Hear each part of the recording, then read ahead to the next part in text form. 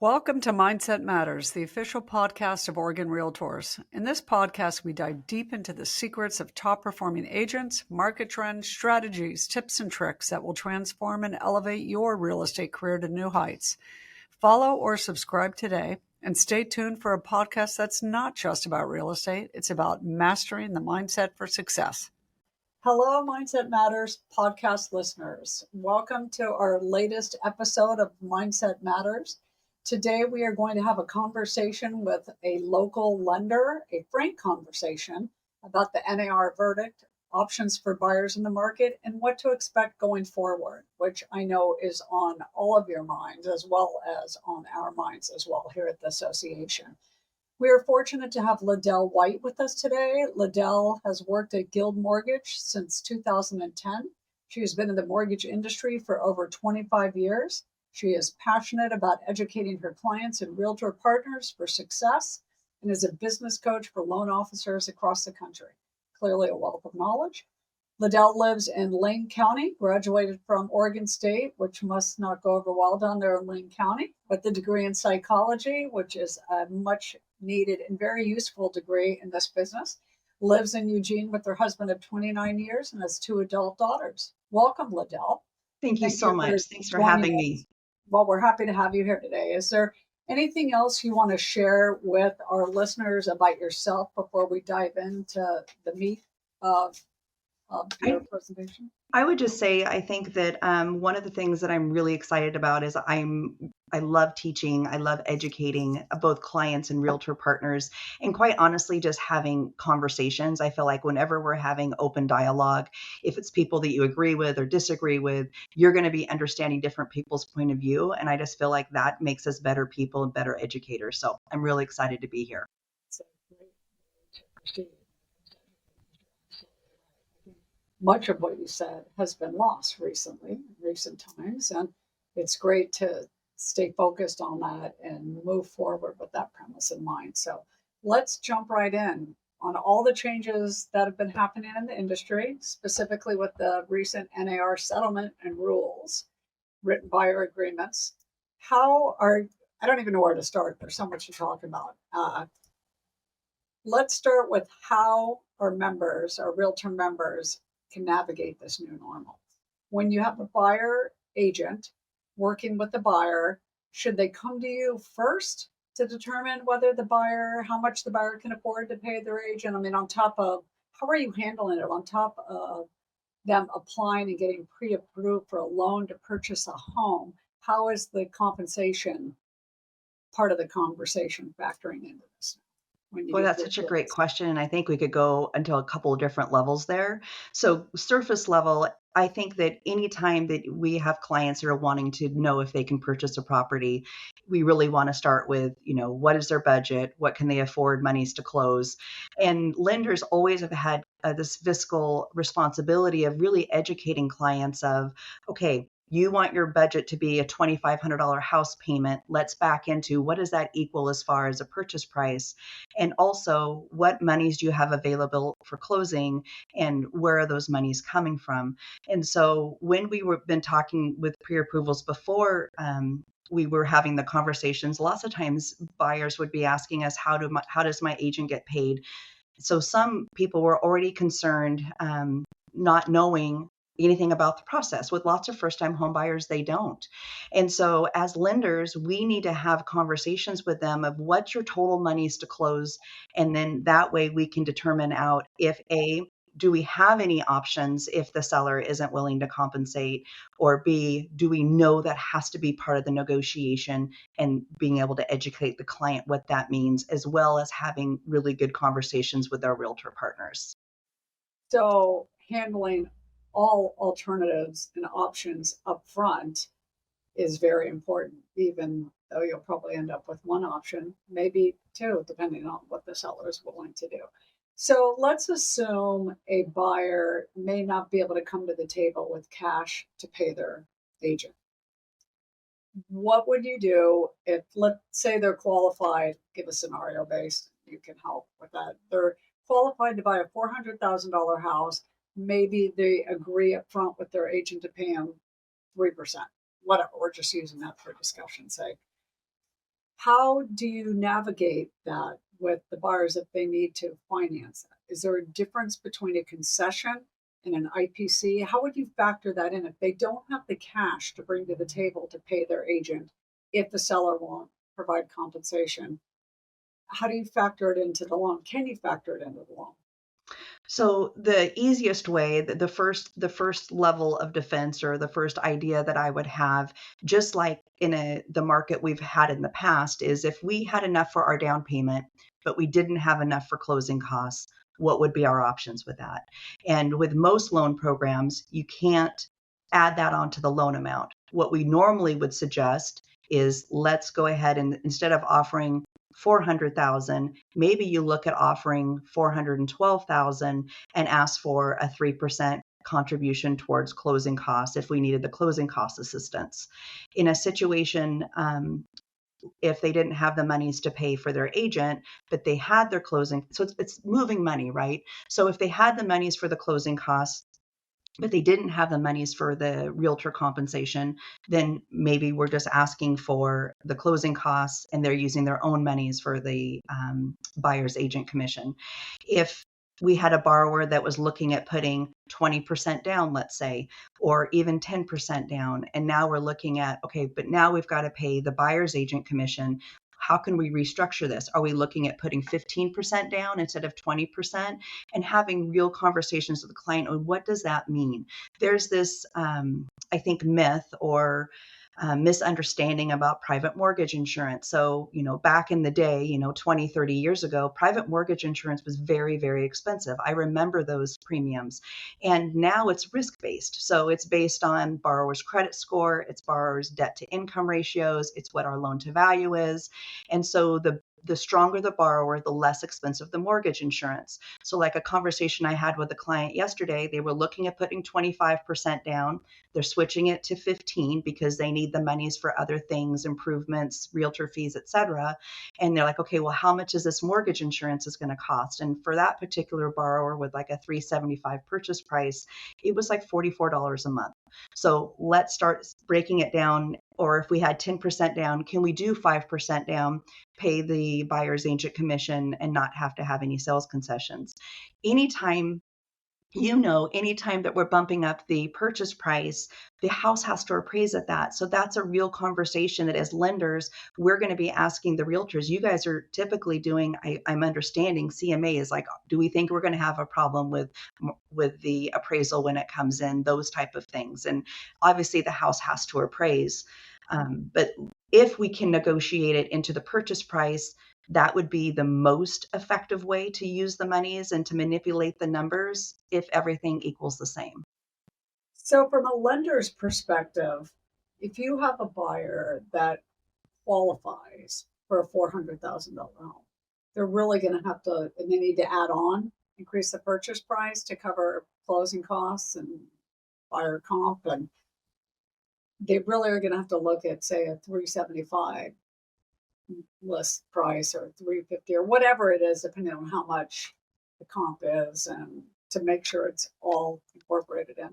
That's correct. And so it's going to depend on the market. So the market that we have right now in our area, there's some houses that we are having competitive offers and they're going over list price, but that's not the norm right now. It was previously, and it's going to be coming that way. So it's going to depend on which part of the market we're in.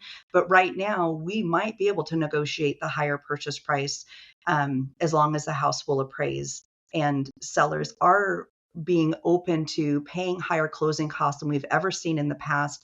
Well, not ever, but not in the recent history. And a lot of it is because we're trying to negotiate things like temporary buy downs, which are making closing costs significantly more expensive than what we've asked sellers to do. And in my experience, we're getting more and more of those offers accepted with, maybe anywhere from 4 to 6% seller contributions versus the 3%. Just so we can accommodate closing costs and a temporary buy down, because those are the things that the buyers are wanting right now to feel comfortable to buy, and sellers are wanting to move their houses to move on to their next thing. Don't sellers at the end of the day only care about their net? So what you add on, as long as it appraises, as long as they net, if they say I want 400,000 out of the house, you can offer 450 as long as it appraises and the lender's okay with the terms. Who cares? I Right. agree with that. I think 99% of the time, I think with recent conversation with some of my realtor partners, there's a little bit of a craw right now. If you have a really sticky seller that says, I don't want to pay any buyer's agent commission, or I'm not willing to pay more than this, that since it's such a headline news right now, that might be a little bit more of a sticky point. But really, if you have an open mind and we can explain it and articulate it in a way that makes sense, I don't see any reason why a seller would have an issue with it, other than perhaps maybe the percentage of commission if we bumped up. I've seen in purchase and sale agreements where sellers have said, hey, I'm willing to pay 6% or whatever, how they're going to break it up, but only on the base before they bump up the extra for the buyer's closing costs, etc. So, from a lender's perspective, do you really care as long as, and this isn't a flip question, this is a serious question. Do you really care on your end as long as the property appraises and the buyer qualifies? Does it matter if the buyer and their agent agreed to X percent and it's tacked on, added on to the sale price? It doesn't really matter to you as long as the collateral As pencils long out. as the collateral appraises, lenders should be just fine with that. So, how are you advising buyers and their agents when they write offers? Is there specific language in a purchase sale agreement you want to see that will make a difference when the sale agreement is sent to you after there's mutual agreement between the buyer and seller? If a buyer is asking for a certain percentage of concessions up to X to cover X, Y closing costs, does that automatically include compensation from you? How do you want it worded?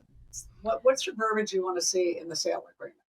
So this is really interesting. I was teaching a class about a week ago, and I was really honest with the agents, and like, I don't know how you guys are being instructed to write the contracts. I don't know. It's a little bit outside of my wheelhouse, but I think that as clear as we can be, it's going to help the lender and the underwriter. So, for example, I have a contract that came in over the weekend, and I was trying to determine if the buyer was paying for their own commission.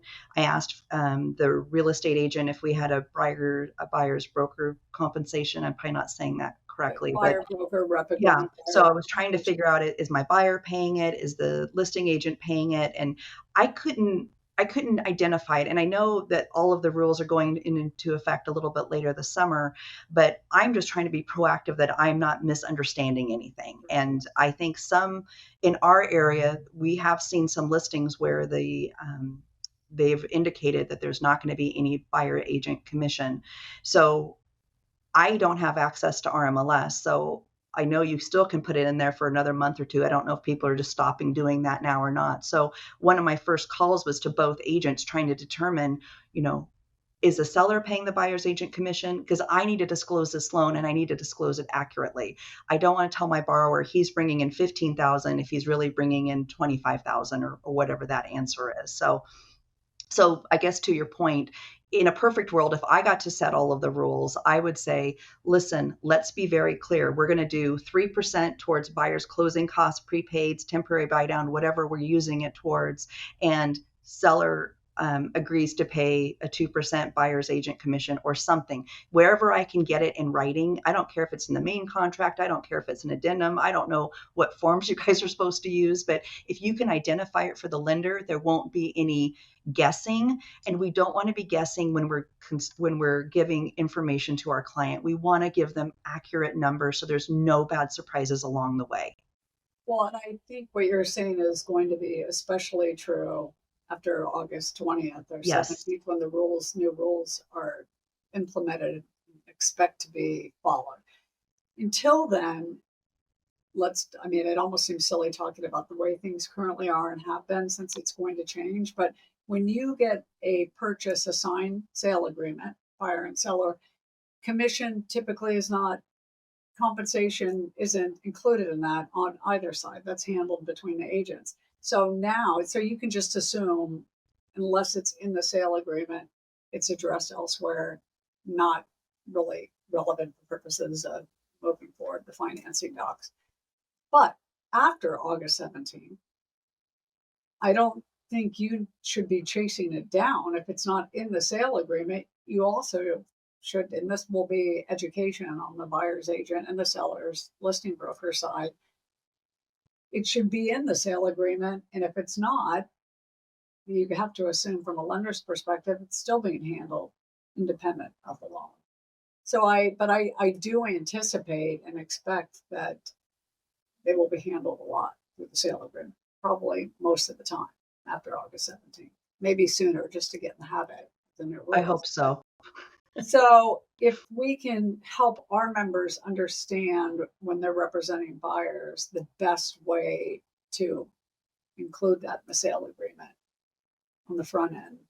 Now I know the listing agent has to work with their seller and educate them on why they should help, but either way, it should be included. And I would recommend it be included in the sale agreement as part of the offer after August 17th. Just want to make sure the language and verbiage is easy to understand from your end, from the seller's end, the listing broker's end, everyone, it's clear. So I don't know if there'd be, in every transaction may be a little bit different, but there's probably some standard language that will distinguish between concessions and compensation. I know you just gave an example, but let's say I was meeting with my agent, my buyer's agent. They're helping me write an offer on a $500,000 house. I need up to 3% in concessions for the seller to pay. Plus, I would like the seller to pay 3% towards my fee. Should I just put it in as two separate verbiage, two separate? I would. That's exactly what I would do, because there's been guidance from, Fannie Mae, Freddie Mac, FHA saying that the maximum seller contribution, interested party contributions, which we've had in lending forever, and we have a certain percentage depending on the loan to value, the loan program, that the seller paying the buyer's agent commission is in addition to those percentages, which was a great clarification so that we know if we need, let's say on a conventional loan with 5% down, we know we need 3% seller contribution towards the closing costs, that the seller can also pay the 3% towards the buyer's agent commission. Which of course we can leave this discussion without talking about VA loans and how until the VA makes some changes with their rules, how our buyers agents should navigate that when they're helping. Yeah, so VA is really the tough cookie, isn't it? So the VA stance with almost all of their lending is that they want the veteran to pay only typical and customary closing costs, or so that's basically their line. And so they, in the past, a buyer paying their own agent commission has not been typical or customary. But in the new era that we're kind of stepping into, I do believe that it's at least a question and a conversation piece where it could be typical and customary. And I think as soon as the VA sees that it's very likely that we're going to see that change where they're going to be, kind of embracing it like FHA did. So I don't know how long down the road that is, but I wouldn't be surprised if we saw that sooner rather than later. I know that there's already lots of conversation happening with the MBA and VA and just trying to have these conversations, because what in my opinion, what the VA does not want to do is prohibit VA buyers from using their eligibility to buy homes because they are now a potential buyer that may not be as competitive as other buyers. And I don't think that the VA will keep their stance, because I don't think they're going to want to penalize their VA buyers. So until the VA changes their rules, verbiage is going to matter. No sale agreement. It absolutely is going to matter, because VA currently does not allow a veteran to pay the buyer's agent commission. So we need to negotiate it with the purchase price or within the contract itself. The veteran can't pay separately like in the other loan programs. A consumer can can pay for their buyer's agent commission, and veterans legally cannot at this point. So a buyer's agent that is representing a veteran right now, until there are rule changes, must include verbiage in the sale agreement requesting the seller to pay their fee. Absolutely. Okay. Any thoughts on examples of language that an agent should use when representing a VA buyer? I just so think that it's suitable for the lender. Yep, they just would need to say seller agrees to pay 3% towards buyer's agent commission. Something, something that just very clearly identifies it. Okay. So it's similar, but it's got to be very distinct. It's got to be very distinct. Yeah. Okay. Based on your experience working in the industry for all the years that you have, and I assume you've worked with VA lending, buyers using their home loan benefit, what do you think? And I realize you're not a lobbyist and you don't work with the agency, the VA agency, but what do you think is going to happen based on all the changes? Like, do I think that they're going to change the ruling that Yes. What do you yes, think? What's I your guess? do. I do. And the reason I believe that, and I think I said this a little bit earlier, but the reason I believe that is because I do not believe that the Veterans Administration wants to prohibit VA buyers from buying. And if they have a rule that makes it so veteran buyers can't compete, then they're doing a disservice to their veterans. And I don't think that they will want that. It just doesn't make sense. It doesn't. And everything else that they have is to protect the veteran buyer. So of the loans, and I assume you do them all, you're familiar with all the products.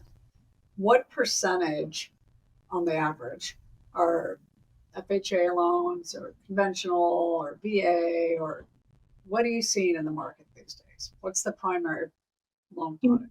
It's very interesting. I think that it really varies across Oregon. So what I see in Lane County is different than one of my good friends that's a loan officer in my office. Their business is in Coos County, so their demographic is different than what we see here in Lane County. But I would say I think it's changing is going to be my first step. So, and I'm going to give you a quick example. So I had a borrower that was qualified with conventional or FHA, and all things being equal, as a loan officer, I normally would kind of encourage borrowers maybe to go with a conventional loan, if they had good credit scores, because their mortgage insurance will go away once they have a 20% equity versus FHA. And, that's one of the main reasons. So, and they don't have the upfront mortgage insurance. So there was real reasons to maybe kind of educate the client, but maybe lean towards a conventional loan. Well, in a situation like we have right now, where consumers really want a lower monthly payment than where the current interest rates are, and we are having the conversations like the 2-1 buy downs where they have a temporary lower interest rate, but the closing costs are more expensive. So in a conversation I had recently with a buyer, I said, we were primarily talking about conventional loan, but we really need to be having a conversation about FHA, because you can ask for another 3%, so a total of 6% contribution towards closing costs, which will take into account your temporary buy down and your closing costs. So I think as loan officers, we need to be thinking outside the box a little bit more than our stat. This is what we do if this is the kind of buyer that we have. And unfortunately, I think that when the market was super competitive and people were getting 15, 20 offers on a particular house, our VA buyers really were at a disadvantage, because a lot of sellers were putting preferential emphasis on accepting conventional loans. And the main reason that I got was I think VA appraisals kind of have this, like, they're really hard, and there's like this misnomer that there's a lot more to a VA appraisal than a conventional appraisal, but it's also the down payment. So when maybe sellers or listing agents were a little bit more concerned, were we a little too high in value? Can the conventional buyer put more down, or make up that appraisal discrepancy potentially with their down payment, where if I have a 100% VA buyer, they may not have that wiggle room. So unfortunately, in a very competitive market, we don't see the VA offers get accepted as frequently, which really kind of breaks my heart. But that's the market that we're in. So I guess I don't know if I think I've rambled around your initial question, but I think the government loans, FHA, VA, USDA, I would guess is about 10 to 15% of the market. And then 80 to 85% would be conventional or other alternative products. That would be, in our area, would be my best guess. So, I apologize if you said this, but what is the advantage, it may be obvious, for a buyer to do a temporary buy down? Why would you do that, and how long, and then what's the cost, and where do they pay for it on the back end? You could give So it. I don't think I explained it well. So I'm glad you at least gave me the quick opportunity to explain myself. So a temporary buy down is a program that was actually really popular in the 90s, and then it went on the shelf. So we haven't used that term or had that product that's been really available up until the last year or two. And what a temporary buy down is, it's a temporary reduction in interest rate. And the sole purpose is to help consumers go from renting to buying or being more comfortable buying in our current market with a higher interest rate. They have to qualify at a higher interest rate. So let's just make it really easy for Ladell with numbers. Let's say the current market was 7% today. If I had a 2-1 buy down, the borrower would be paying a monthly payment at a 5% interest rate for the first year, so 2% less, 6% for the second year, so 1% less, and then years 3 on would be 7%. So the borrower has to qualify at 7%. So we know that they can make that payment, but it allows the borrower to have that lower monthly payment. And in a market that we're in right now, where most people believe we will see interest rates drop in the near future, 12 months, 18 months, 24 months, we don't know when they're going to drop. But when they do, we expect it to be pretty significant within a year or two, I believe. And so it's very possible the borrower would never make the monthly payment at 7%. They would be somewhere between 5 and 6. And what I love about a temporary buy down is that whatever monies that we've collected, they have to be typically collected from the seller. So let's say we collected $12,000 to do this temporary buy down for the buyer, that if we're only a year and a half into that temporary buy down and we've still got, I don't know, $3,000 or $4,000 left, then that will be applied towards principal. So the buyer does not lose that temporary buy down monies. And as I'm having conversations with buyers of, should I wait? Should I buy now? I know rates are a little bit higher than what they've been in the past and what people are predicting. This is a great way for them to get off the fence. So just to make sure I understand, for a 2-1-1 buy down program, there is an obvious cost associated with that. Mhm. Is it a one-time fee that needs to be paid upfront? It's not tacked on after 2 years to the monthly payment to pay the rate. It's correct. So you're basically collecting a one lump sum. The lender collects that money and they're using that to supplement the interest payment every month for that 2-year period with a 2-1 buy down. And there's, they have lots of different options. 2-1 is my favorite, but like if you had a 3-2-1, then it would be 3% lower the first year, 2% lower than 1%. It's just the longer you have, the more expensive it is. So the 2-1 buy down, I think, is kind of the perfect percentage as far as the time that we've got for the rates to come down, in addition to the amount of monies that we're asking for that. It doesn't seem exorbitant. So it's really about the buyer's comfort level with the monthly payment and the fee. They might have the money up front. Someone's paying that up front. Correct. And now a seller, you said the seller will typically pay that It on the front. typically has to be negotiated with the purchase. So you're saying, I'm going to buy your house at 400,000, but I need 13,000 towards closing costs, or closing costs, prepaids, or temporary buy down. And then the lender's taking that 13,000 or whatever the dollar amount is, and then setting it aside for that interest each month. Got it. So again, it's about the seller net. Sure, I'm happy to do that, but we're going to tack it on. I'm happy to cover your costs so that you can get into this house at the interest rate you want, but I'm not really paying for it. You're going to pay for it, and here's how we're going to do it. Exactly. Yeah. And So especially if you have a house that's been sitting and it hasn't been moving, and you maybe as an agent, you're talking to your seller, like, maybe we want to do a sales reduction in sales price. The potential buyer is going to get a lot more bang for the buck if we use those monies for a temporary buy down versus a $10,000 price reduction. So having those conversations and having the sellers understand why buyers are wanting it, it could be a $400 a month payment difference in the first year. It's pretty significant. So has that product been used a lot in the last year? Yes, absolutely. A lot of the buyers that I've talked to that were like, you know what, no, we're going to go ahead and wait. And then we have this conversation. They're like, okay, I want to move forward. Because the difference is, if they want their payment to be X, but they really want they want to be able to purchase a $400,000 house, but they want their payment at a $325,000 house. It allows them to purchase the house they really want now, knowing that this is what the monthly payment's going to be. But it's not an adjustable rate. So we know what the end payment is. So we need to make sure we're educating clients with that. But, one of the conversations I have with clients is, one of two things is going to happen. One is that interest rates are going to come down just like everyone is expecting. We're going to go ahead. You're going to be able to, at that point, potentially refinance, get a locked in interest rate at your 5s or your 6 or whatever it is that you're wanting. Or the second thing that's going to happen is that rates could jump to 12% for the next 30 years. And then you're going to be ecstatic that you were able to lock in this 7% rate, but you got that monthly payment lower for the first 2 years to ease into that. So I'm guessing you have frequently over the last year or two gotten the question, should I wait? Is it a good time to buy? Should I move forward now? Or should I wait? Absolutely. I mean, if you had a crystal ball, it would be a great thing, wouldn't it? But what do you say? This is what I say. And I basically I kind of reference myself as the mortgage mom because I have 2 adult daughters now that are asking really good questions about home buying. And so this is how I would explain it to my daughter or my brother. It's a great time to buy, and I'm going to tell you why. So you want to be buying and in the market when most of your competition is not.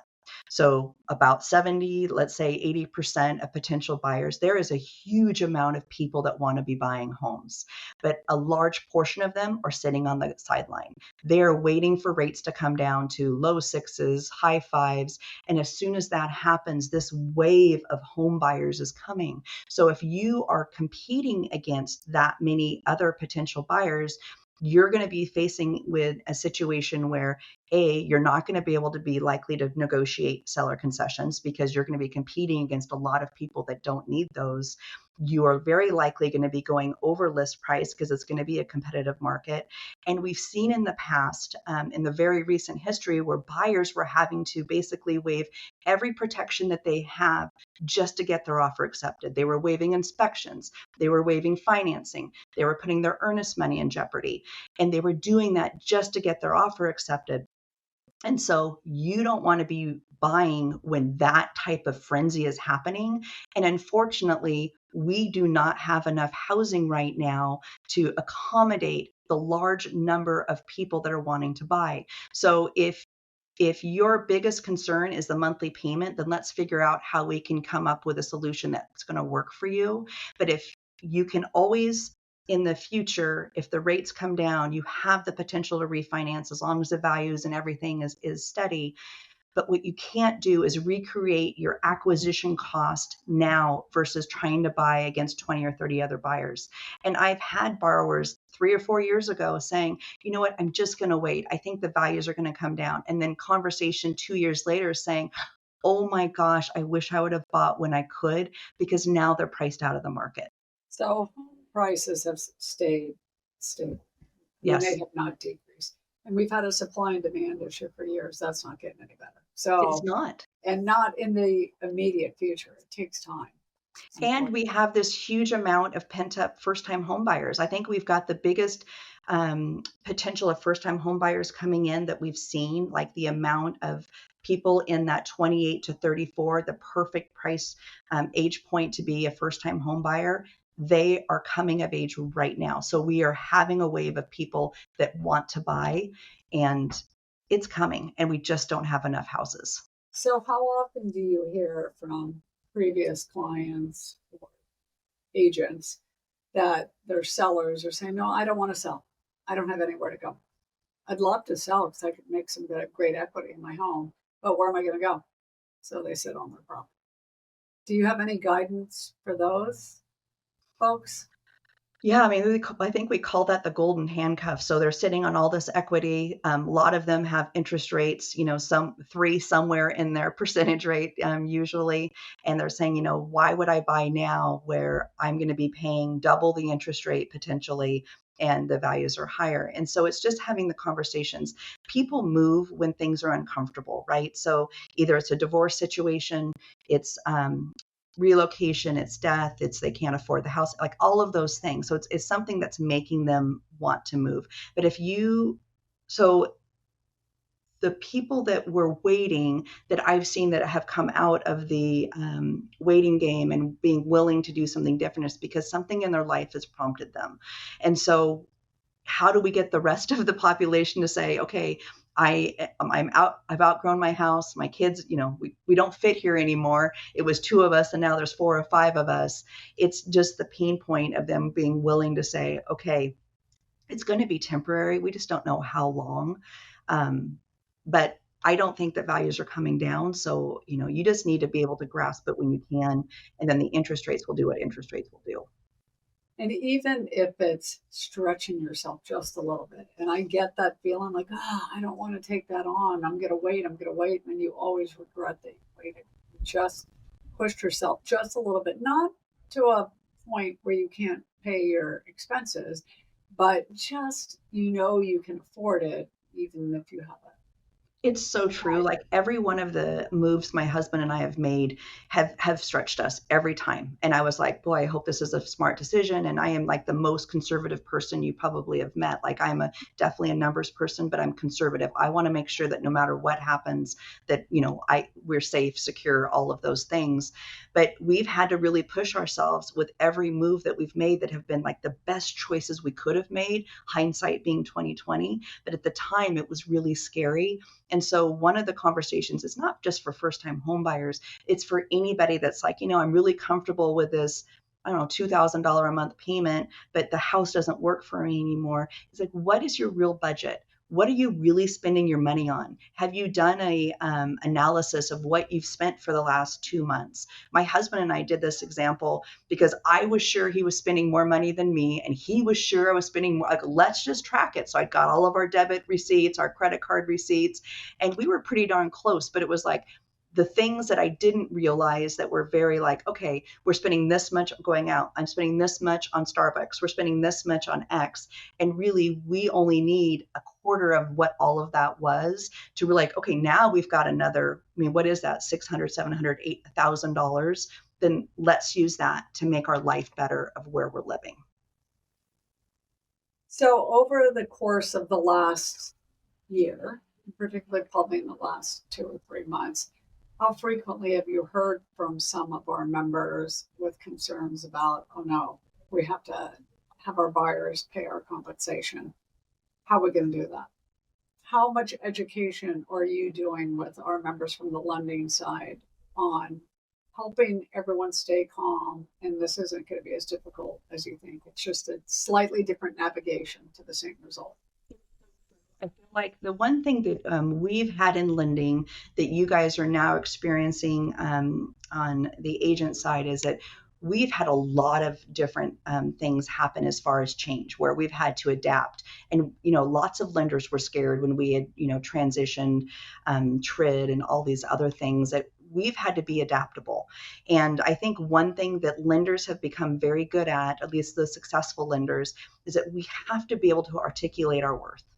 We have to be able to having really deep conversations with buyers so they understand what the difference is working with me versus working with, X, Y, or Z, and being able to articulate that. So you need to know what your strengths are and, why do you believe that working with you would be more beneficial for a potential client versus one of your competitors.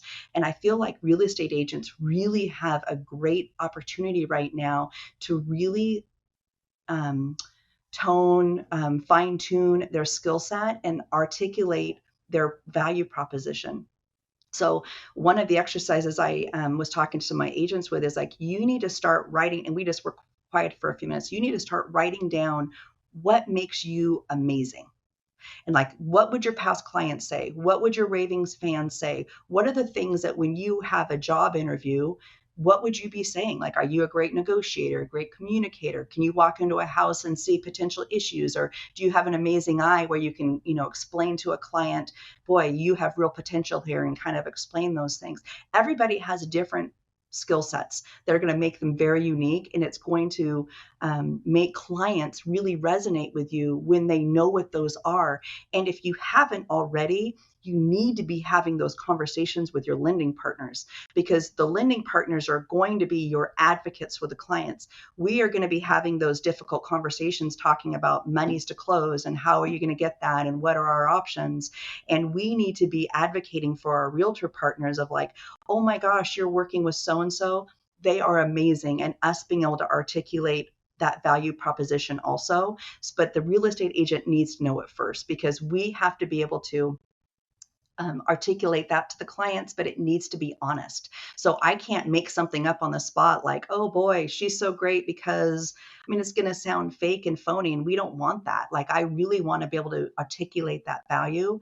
So number one, that is my first thing, is like, come up with your value proposition, start working on that scripting, that conversation, start having that over and over again with your spouse, with your friend, with your broker, with your other agents, and practice on each other. But having those conversations and being prepared to really be able to fight for your business. And I think it's going to weed out people that can't do this. I've already heard talking to other agents that are getting ready to retire, like, you know what, I'm just not ready for another change and I'm kind of on the way out, which is fine. Like, less competition for the people that remain will make us more successful. But the thing I'm most excited about is going to raise the bar in our industry. So I think that's going to be amazing in general for people buying right now. When I had a thought, I just lost it. So when you have to, how many times have agents gone, okay, you get a buyer that calls and wants to go see a house, and you drive out to see the house, and then, you've shown them houses for that day, and then like, oh, I've already got I've got an agent I'm working with. So I feel like it's going to weed out some of that stuff that was really just time consuming, but not helpful to your business. So all that is true. They need to articulate their value. Yep. And let's just assume, for discussion's sake, they've done that, everything you just said. They have a buyer, they've signed a buyer rep agreement with that agent, and then do they typically then come to you for pre-approval? Because, hey, I got to pay the buyer. I've agreed to pay my agent 3%. What can I qualify for? I can't afford it. I can't bring the money to the table. What do we need to do so that I can include that in the sale? How much can I qualify? How do you help the buyers and their agents make it work when they come to the table and say, this is what I've agreed to. I see the value, but I don't have the money to pay them. Well, then I think it might be some of the conversations of, there's going to be certain houses that are going to be open, and the seller and the listing agent are going to be, the listing agent's going to convey to the seller, and the seller agrees what the value is of having a well-represented buyer, and there will be compensation for that. But you might find a house, just like, we have been able to find a house, back in the day for sale by owner, and, they weren't wanting to pay any compensation, and then it's a negotiation. So, but it might be having those conversations of, we might be limited to like one or two houses that may not be representing that. And if that comes to the case, what would be your game plan? Well, and it's really interesting when you start talking to buyers about closing costs and down payment and these things, they start talking to family and friends. And then lo and behold, like, oh my gosh, I was talking to my parents and now they're willing to gift me gift funds and those type of things. So just the more conversations we have, I think will help us in that situation. So it's being resourceful. I mean, there's two things I heard you say. One is the listing broker really needs to educate their seller on the importance of offering compensation and why that will help them net more money or whatever their motivation is. And then it's the biggest concern in the scenario I laid out before is, what about, regardless of what the listing broker and the seller have discussed and they try to explain, the seller says, I'm not paying, I'm not doing it. So the buyer will need to find a home where they can add, and they don't have the cash to pay their agent. They're just going to have to tack it on. Hopefully the seller will only be concerned about their net.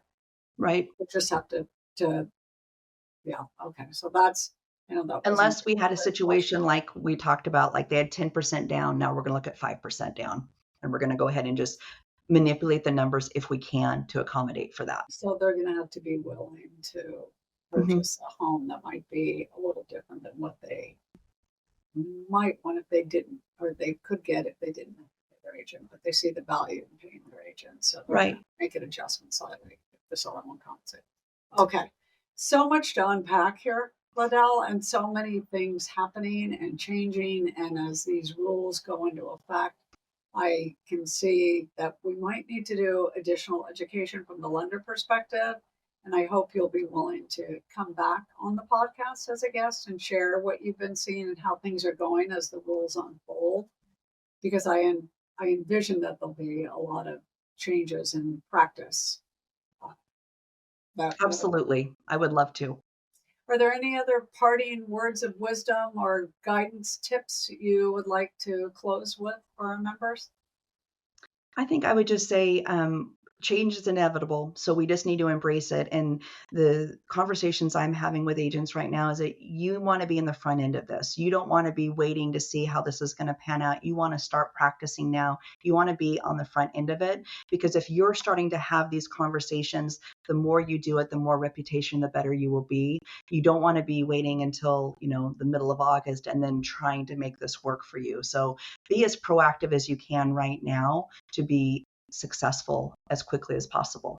Great advice. Challenges are an opportunity in disguise, and this is a great opportunity for the industry, and it is here, and let's embrace it and move forward.